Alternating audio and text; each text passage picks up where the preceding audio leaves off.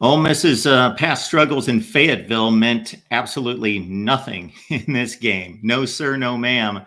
2-13 in Fayetteville before Saturday, 5 consecutive losses going back to 2008, but they wiped that out in a hurry. Big scoring fest for the Rebels, 63-31. We got Leanne Herring here, of course, to break down Ole Miss football for us post game, and the Rebs run their record to 7-2 and get the victory over Arkansas. Leanne, how you doing? Doing good. Talk about the Rebels defensively, offensively. They did nothing but stand on business in Arkansas. The curse, the streak, whatever you want to call it, as many Rebels who have been longtime fans have watched in agony. We're definitely singing a different tune.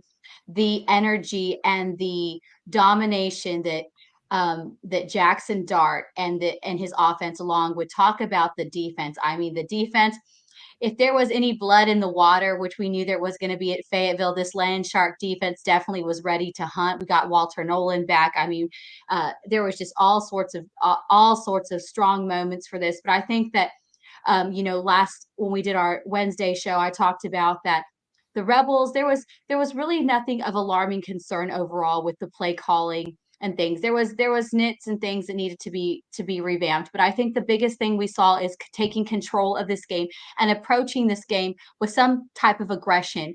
And I think we saw it today. I mean, I don't know if you watched Jackson Dart on the sidelines. I sure did. His energy today and his command and his presence seemed to just be very aggressive. And I think that energy definitely fed onto his offense. Like I said, during the Oklahoma game, during that second half, we saw Ole Miss flip a script and really take control of that game, knowing when to operate, trying to settle down. And we saw that. And I talk about there were a few calls and whatnot, like we're going to get any game, but I think this is probably one of the cleanest ball games that we've seen Ole Miss play in a very long time. Now, it does set up a really big stage next week at home. I was watching the Georgia Florida game right now, still 0-0, but Georgia looks good right now. They got a lot of healthy players back, and and that defense is really taking it to Florida. But again, even not to damper on this win, this was a great win. Like I said, one of the stronger performances that we've seen this game, and winning on the backs of so many players. Of course, Jordan Watkins, what a phenomenal day that he had. I mean, set all sorts of records. I think at one point he was doing the Thriller dance, counting those TDs. But talk about translating what they needed to do and playing to their strengths. Like I said, one of the blueprints that I saw Ole Miss have a lot of success was in South Carolina, and I think that they did it here. What they, the use of ball, the way they spread out the ball, and the distribution of the ball is the correct term I was looking for. I was a little flustered there. I think was the key component in the success we found today. I mean, we were out with pre-score, we were out with our, one of our guys on the line, along, of course, with Trey Harris. But again, despite that being lack of, Ole Miss had every answer today in the road in Arkansas. So I'm sure you got a lot of thoughts, but that, I mean, like I said, one of the cleanest ball games, definitely a lot more aggression on the type to take control for this Rebel team. And it really showed today with the consistency and being persistent on both sides of the ball, Mark. So we talked a lot about the Arkansas offense when we had Ty Hudson on during the show this week, and how amazing the Hogs have been on offense with 3 600+ yard games, including last week against Mississippi State. But obviously, it was the Ole Miss offense today. But before we get and continue on with the offensive superlatives, what caught my eye earlier in the game before the offense got completely rolling, which it didn't take long. Of course, they get the first drive touchdown, but before it became an obvious game where everybody's going to be drawn to all the yardage and points and all of that, it was the unit that you talk about all the time, that we've talked about so many times, that took control of the game early, and that was the defensive front dominating Arkansas's offensive line. No, exactly. And how about that defense? They say defense wins championships. SEC's leaning. We've seen a lot of, defensive big playmakers, and talk about the big play for that defense going down for the touchdown, starting the momentum. in this game for this one, like you said, I mean, like I said, there was blood in the water in Fayetteville, and this Land Shark defense on all forces, all cylinders, was just feasting. Unfortunately, I think where we saw the difficulty starting for Arkansas was when Taylon Green obviously had been, got injury. And you could tell that he was just not, his offensive line was just not able to secure a clean enough pocket. You could tell he was struggling. And of course, Singleton comes in, midway through the game, and it was trying to fire stuff. He did get a lot of momentum. You got to hand it to Singleton for trying, to lessen the gap. But unfortunately, it was just too little, too late. But again, I think with the loss of Green in this one, really was a difficult place for Arkansas. And it's a perfect example is when you can't adapt and adjust. I mean, you got able personnel. Singleton is more than able, but again, experience and other factors that I say outside of athletic football ability often are not enough. And it clearly wasn't enough today against an outstanding, stellar Ole Miss defense. But again, also we have to give it to the improvement on the Ole Miss offensive front, who allowed, I wonder what all those naysayers who were saying how the offense wasn't working and how Jackson Dart, was being mediocre or all these things. I wonder what they are saying now, because like I said, again, I think this is one of the most complete ball games I've seen this team play all season long. They commanded presence, they executed. Was it always perfect? No. And Lane Kiffin gambled a couple times, a lot more on those fourth and downs. I think they were more consistent and persistent on making plays, but I do believe that they approached this game more aggressively than we've seen them, and they didn't let their guard down. And I was really happy to see that we continued to putting the gas, no matter what the score was. And I think that that was a great approach, because I think it helps us prep for Georgia next week, which of course is setting the stage in Oxford for, probably they're calling it one of the biggest games that is going to go down probably in Oxford history. As far as what it now means, because like I said, every week for the Rebels, it's going to be a tighter game. It's going to be a more difficult situation. So again, in this ball game, what I saw was a lot what they took off last week, and really playing to their strengths. But again, it was really good to see the transition of Dart being able to really use the RPO, the pass, and the run, and we didn't have to go run heavy this week, and it was good to see Jackson being able to throw darts and things like that and execute. And like I said, kudos to Jordan Watkins, Wright getting in there at the tight end with Prescorn being down. So it was really good to see that this game was won with different ball distribution. I think it kind of gave Arkansas defense a little bit of hesitation, because like I said, we have all the depth in the world right now to work with. So why not use it? We go out there and we recruit all these players and all these excellent players. So this was a perfect game and a great game to see how we can execute, because as we play Georgia, as we go on the road in Florida, all these things are going to come into play. I do believe more, and I think we're going to see more.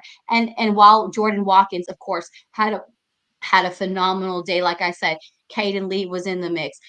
Wright is a name that we don't hear a lot, but like I said, it was good to see the way we were able to utilize different players that we know and players that we don't always see, and how each one of them was able to execute and make big plays for us when it mattered. Yeah. So concerning Jackson Dart and what we talked about this week, and some of the questions we fielded, we got this coming in from Adam. So Jackson Dart with 515 yards today. So we appreciate your comment here, Adam. So he says, Leanne, Dart obviously saw my comments the other day, because today he acted like he wanted to be an elite quarterback rather than a candidate for the Bachelor. If he behaves himself, Ole Miss has a chance. Thanks so much, Adam. I love your candor and comments. And hey, something, like I said, I agree with you right there. Something got into the heart of Jackson Dart, his head, because I just think that, he's a great kid, a great leader. I stuck up for him last show, and I'm still going to continue, because again, at the end of the day, for every position to be able to reach its level, its high, its ceiling in every game, especially big games like this, that we know that there's a lot at stake. We know that there's going to be a lot of energy, and opportunities here. I think to be able to seize those opportunities, everybody has to fill their assignment. I think here we saw today a team that made each assignment count. They did what they were supposed to do. And again, they minimized the penalties. They didn't play a fancy game of football. They didn't go too crazy on too many things. They Lane Kiffin and his set of coaches called a great game and a solid game, and they worked to the strengths of what they had, and I think it showed today. But again, this aggressive Jackson Dart that we saw was so different than I think that we're used to seeing on the sidelines. You could tell he was getting very emotional. He was trying to, and I don't mean emotional in a bad way. I think he knew what's at stake here moving on forward. I mean, a loss today, like I said, would have completely put put the hopes and ends. And like I said, and I think he's setting up this team for a game that's going to be momentous, monumental next week in Oxford. So thanks again for that, Adam. I hope he saw that comment or whatever, because he definitely had a fire lit on him. Like I said, you could tell Jackson Dart was approaching this game along with his teammates. They were approaching this game in a different way. There was just something about him today that he commanded a presence in a different way. And I think it translated onto his field. I felt like his energy resonated with his players, his offensive front, because I felt like today everybody did their job to the best of their ability and what they're capable of. This is the Ole Miss team that I think that we were wanting to see early on in the season. But again, what do they say? It's a November to remember. And I think Ole Miss is making a statement that, they have the ability and they're going to translate it to the fields and they're going to finish strong and take game by game. It must be something about the name Jackson in this show, because, of course, we've got to talk about Jackson Arnold every week. Then last week, or Jackson Darnold. Last week, we, of course, had Jackson Arnold with Oklahoma. So that added to the Jacksons.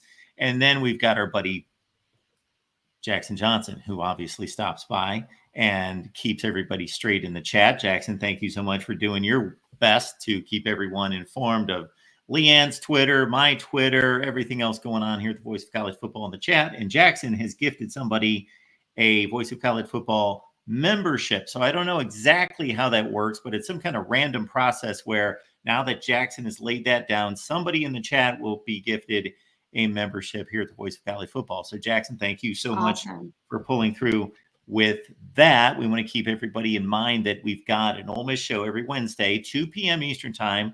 Leanne and myself, 2 p.m. Eastern time every Wednesday. And of course, you don't want to miss this week as we get you set for the big Georgia game. And then, of course, post game with Leanne and myself after every Ole Miss game. A few notes on Arkansas. Yeah, I just want to circle back to a few things you hit on, because, of course, you talked about Taylon Green, and he's had a remarkable year for Arkansas. If you look at the stats for Arkansas's passing game, they look good, but most of that was in garbage time. When it really counted, when it really mattered, Ole Miss's pass defense was strong. The pass rush was strong. Obviously, they knocked Taylon Green out of the game. It was good to see him give it a shot, come back into the game after Singleton came in, and then they get Singleton back into the game. So we hope Taylon Green's good to go down the stretch. But both quarterbacks, again, if you look at the stats, you're going to think that they were fairly effective. But most of that was, Ole Miss was up in this game.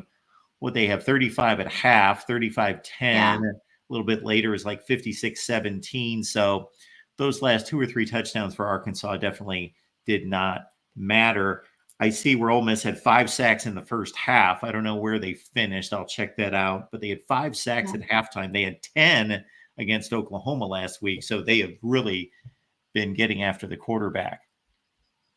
Oh, no doubt. Today, like I said, the defense, we always know what they're going to bring to the table, but there was a lot of blood in the water. And I think it was just the precursor for getting prepped for Georgia. I think that this game, they played, they came to own it. The streak's been broken, but again, you can't help but think that they're going to have to remain settled, because as exciting as this went on, and I don't want to put a damper on the win. However, Georgia is right around the corner, and there's not a lot of time to revamp. So I think that the aggressiveness that they played with and the defense, again, it was really good to see the clean game that Ole Miss played overall on both sides of the ball. I think that we've been talking about this and stressing that in big games like this, and especially next week, even at home, the energy, all the outside forces, it's going to be it's going to be a pool to be able to make mistakes and cause. And, that's what Ole Miss has done in the past, been notorious for knocking on that door, but little mistakes, not paying attention to the details have cost them in big games. And again, it was really good to see the improvements made on both sides of the ball. You know, the turnover game was clean, and just that's what, I mean, I could go on and about all the things that was done right. But again, I think the aggressive approach controlling this ball game. I think that every quarter that they continue to play as if they were down, which I think is a great mentality. Again, they didn't let the gas off the brakes. And again, this aggressive approach, I think, will be what the recipe is against Georgia, because Georgia is obviously going to come in there. They're off a bye week, coming in. I was watching the Florida game, having some of their healthy players or starters back, especially on that defensive front. Now, is this the best Georgia defensive front that they've had? Probably not, but it's still pretty damn elite. And like I said, these two defenses going head to head next week are going to be the storyline. But again, Carson Beck has found some good key two guys. Travis Etney was back, and I mean, there's just a lot of options. That Kirby Smart can make Georgia work, but on the same hand, Lane Kiffin has an offense. Jackson Dart has a lot of weapons that he can work with. So it's definitely going to be an interesting battle. But I think that this game really set the tone.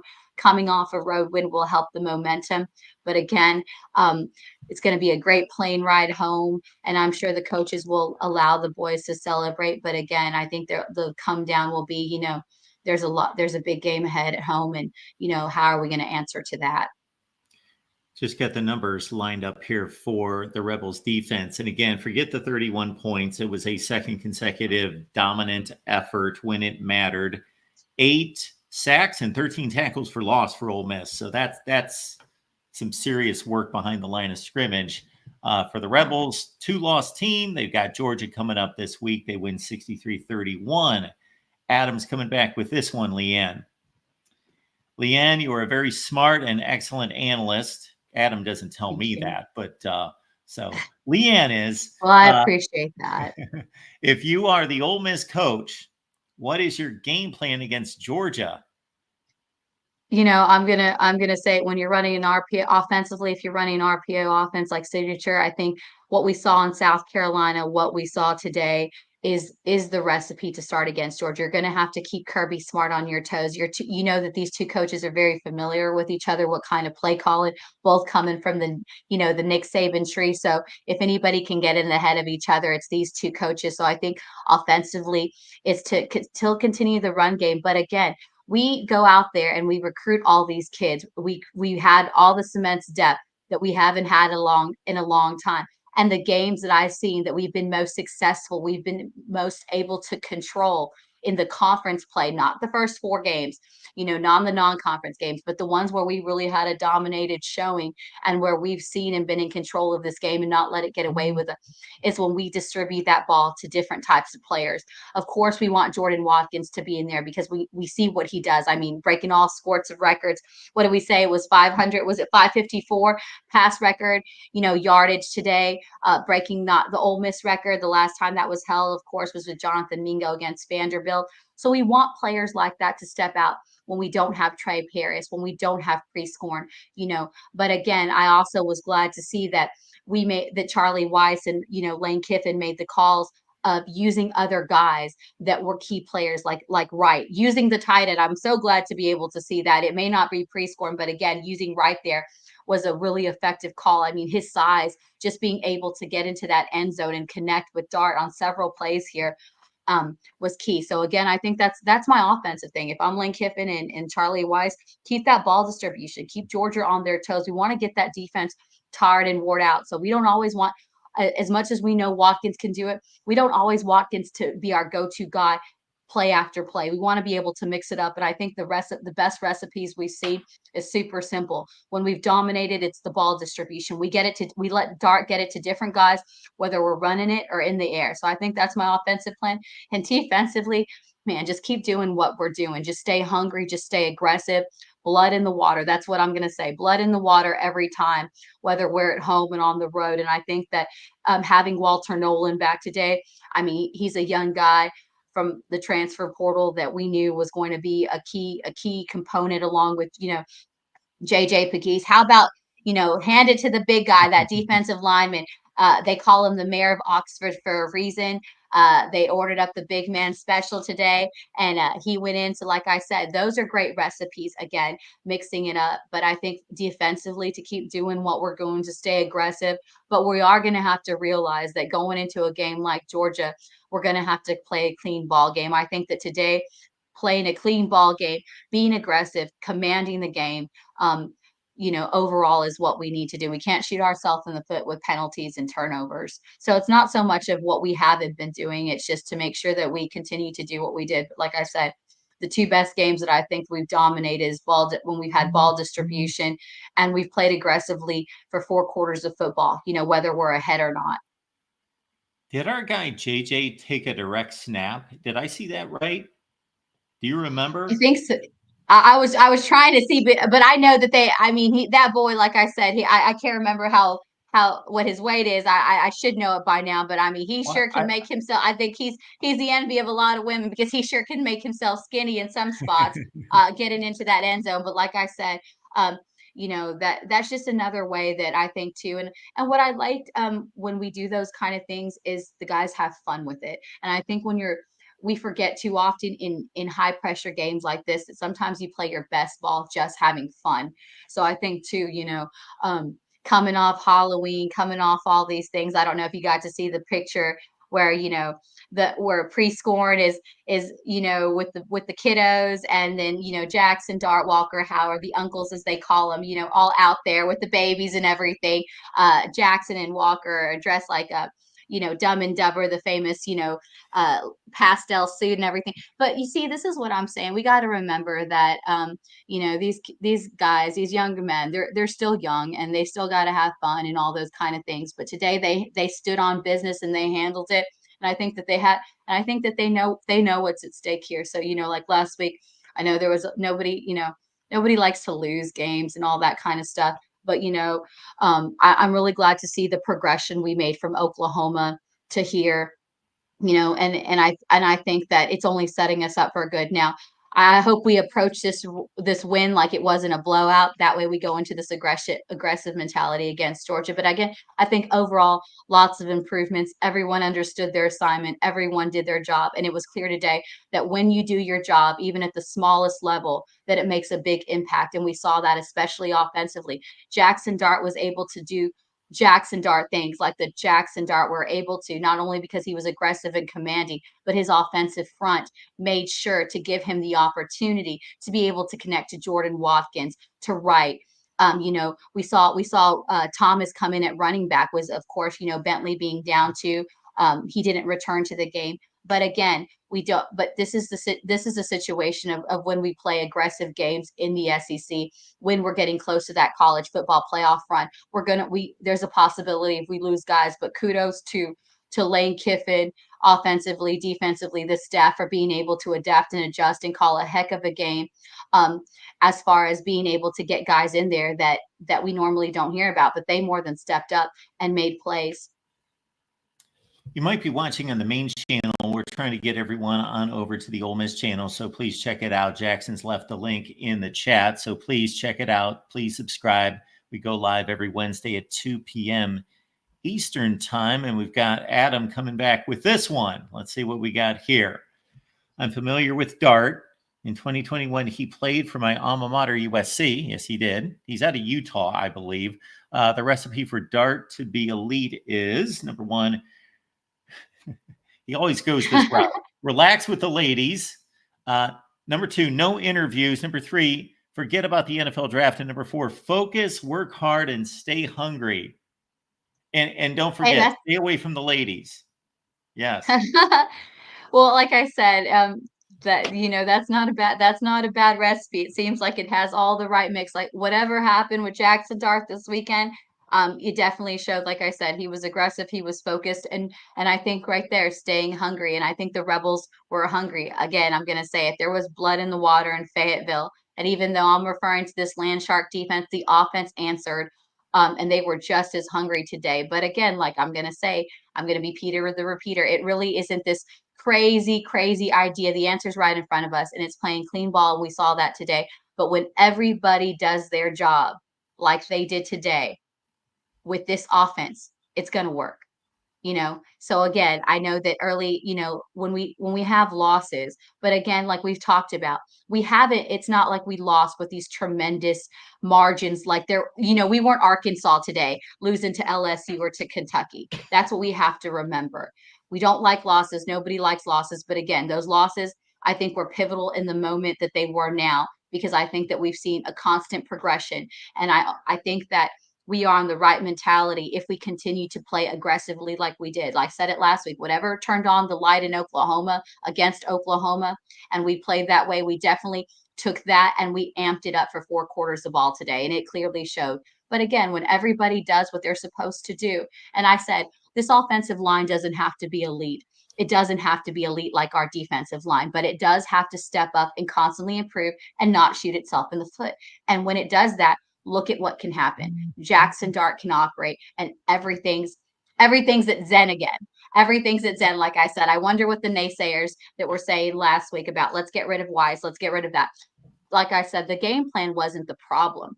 It's just that when people don't do their job, then not everybody else can do their job. But again, everybody did their job today. We stood on business. I think this is a great momentum, a win. But again, keep your head down. And let's get to work, I think, is the mentality that we'll go home today, watch film, and then get ready for Georgia, because again, it's setting the stage. We knew that it was going to be a big game going into this, but I think it's even a bigger game, and there's a lot more at stake at home back at the Vaught. And just to run down these numbers, folks, this is staggering. So Jackson Dart doesn't need to play the entire game, of course. Even his backup, Austin Simmons, threw for 47 yards. So they throw for 562. Jackson Dart throws for 515, only lets the ball hit the dirt 6 times, 6 touchdowns, no picks. The team threw for 7 touchdowns. They get another 132 on the ground. They're just a few yards shy of 700. Jordan Watkins puts his name in the record book, 8 receptions for 254 and 5 touchdowns. So they had 3, came within 1 yard of having 3 receivers with 100 yards. And they have a defense that collects 8 sacks and 13 tackles for loss. So they put it all together, 63-31 over the Hogs. And even today, it was great to see when, like you said, Austin Simmons came in. There was a little bit of connection, a little bit of momentum there with Juice Wells. There's been that conversation, that Juice Wells really hasn't found his footing and is stepping like we expected. But there was a little spark in there when Austin Simmons came in. It was great to see Austin Simmons come in, at the end of this, towards the end of this ball game to help close out, and break the curse along, setting on the tone that Jackson Dart set up. But again, if we look on both sides of the ball offensively, Mark, it was great to see the different players, the ones, of course, that we know that are, the names we talk about. But if you see, this win was carried on the backs of a lot of different guys, and a lot of different guys that aren't our starters, a lot of different guys that's what's so effective about the system. When everybody does their job, we can use a lot of different guys, we can do a lot of different looks, and this is what happens. One eats, everybody eats. And today, Ole Miss, Jordan Watkins, Jackson Dart, stars of the show offensively. But again, everybody contributed to this win. And like I said, this win was carried on the backs of a lot of guys. And I think that the same pattern, the same playbook needs to go in for Georgia. I think we got to keep Georgia on their toes, and we have the recipe to do it. The strongest games, like I said, that we've played is when we've distributed the ball to different types of guys at different positions. And again, that defense, well, I think it's every week they just leave me more in awe because what they did. And like I said, they were just blood in the water and on the hunt. Subscribe to the Ole Miss channel. Please check it out. We've left a link in the chat. Catch up with Leanne's work there on Twitter, and we've got her X handle right there. You can see that down below. And again, it's the Rebs and the Dogs. That's going to be a huge one, and we will give it its just due. We will break it down top to bottom coming up on Wednesday, 2 p.m. Eastern time, right here at the Voice of College Football. Leanne, anything else we need to hit on in this one? Nope. I think we covered it all. Again, like I said, it was good to see the aggression, the clean ball game that the Rebels play. So now let's just take this and look forward to Georgia. Like I said, Mark and I will be here on Wednesday, 2 p.m. Eastern.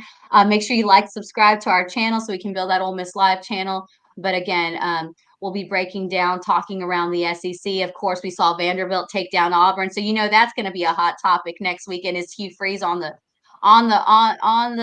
fire there? Is it, because I don't know about there being any cold warnings now, freeze warnings now with after that. Like I said, we'll be talking about a lot of stuff of what happens in week 10. I can't believe we're already week 10. And then of course the playoff, the see it, well, there'll be a lot to talk Wednesday, of course, because of course the rankings that matter the most when it's all said and done, the first round of the CFP comes up. So like I said, a lot of close ones in week 10, but the Rebels came out on the road. The curse is broken in Fayetteville.